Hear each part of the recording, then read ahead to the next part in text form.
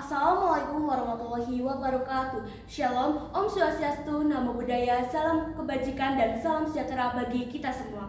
Dewan juri yang terhormat, arif dan bijaksana, izinkanlah saya memperkenalkan diri. Saya, Abu Kadim Makfiro, selaku pembicara satu tim oposisi.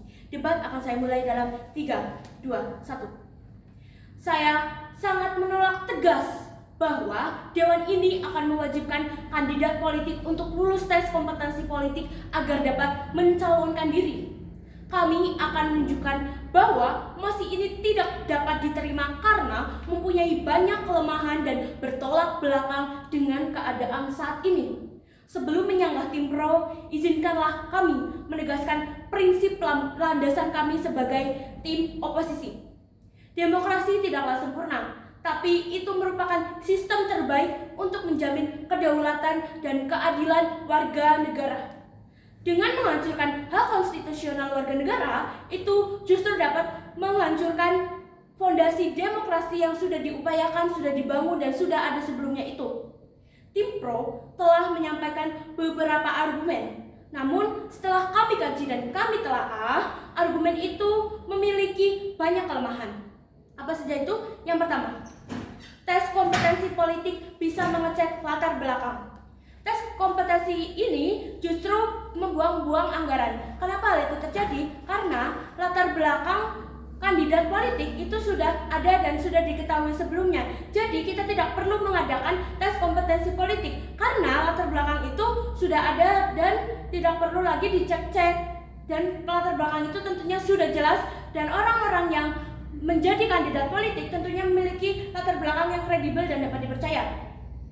Kedua, mencegah kandidat tidak pantas secara kapasitas dan ekonomi. Hal ini justru bertentangan dengan Pancasila, yaitu sila ketiga dan sila kelima. Mengapa hal ini dapat terjadi? Yang pertama, bertentangan dengan sila ketiga yaitu Persatuan Indonesia.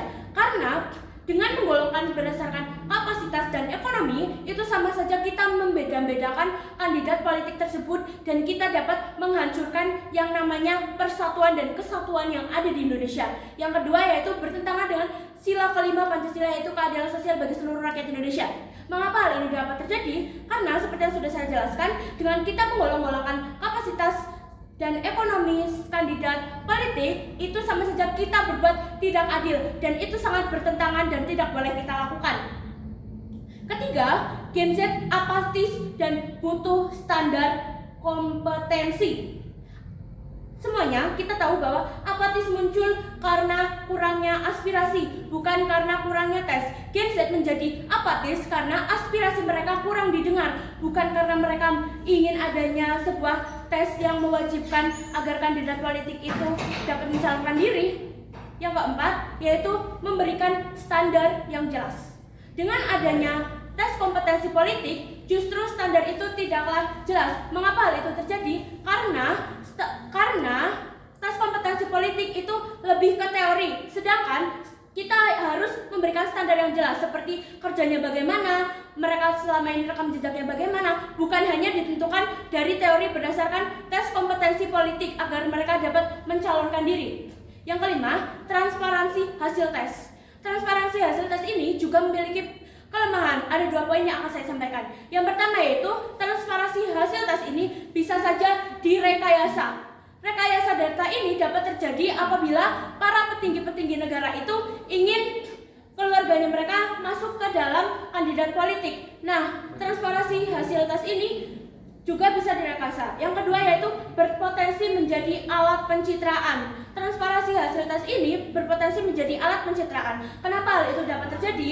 Karena transparansi hasil tes itu diunggah di publik dan semuanya dapat melihat. Nah, orang-orang yang sudah melihat ini pastinya dapat berpikir bahwa mereka adalah seseorang kandidat yang baik. Padahal itu belum tentu, karena tes itu hanya berdasarkan teori-teori semata. Selain itu, yang keenam adalah perbaikan sistem. Masalah utama di Indonesia adalah korupsi, kolusi, dan nepotisme.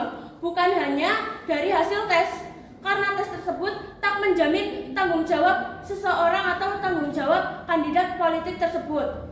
Yang ketujuh yaitu posisi politik penting. Saudara mengatakan bahwa posisi politik adalah sesuatu yang sangat penting. Oleh karena itu, kita harus kredibel, tidak hanya dengan kompetensi politik. Kita juga harus menilai mereka dengan kerjanya, dengan rekam jejak, dan lain-lainnya. Dengan itu, kami menyatakan tidak setuju dengan mosi. Dewan ini akan mewajibkan kandidat politik untuk lolos tes kompetensi politik agar dapat mencalonkan diri. Namun, kami memiliki beberapa argumen yang tentunya dapat menyelesaikan masalah ini. Solusi yang pertama adalah membuat kebijakan yang memberatkan pelaku korupsi, kolusi, dan nepotisme agar kepercayaan kembali, bukan malah membuat tes.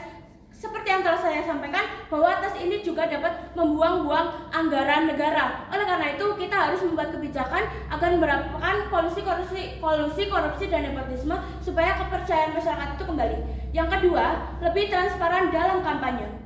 Nah, dengan adanya tes kompetensi politik ini justru bisa membuat mereka pencitraan. Oleh karena itu kita harus lebih transparan lagi dalam kampanye. Yang ketiga adalah memberikan edukasi kepada masyarakat pentingnya pemilu, pentingnya kejujuran, dan lain-lain. Oleh karena itu Dewan Juri yang terhormat, tes kompetensi politik itu tidaklah penting dan tidak usah diselenggarakan. Saya, Abu Gadi Magfiro, bangga menjadi pembicara satu tim oposisi. Terima kasih. Wassalamualaikum warahmatullahi wabarakatuh.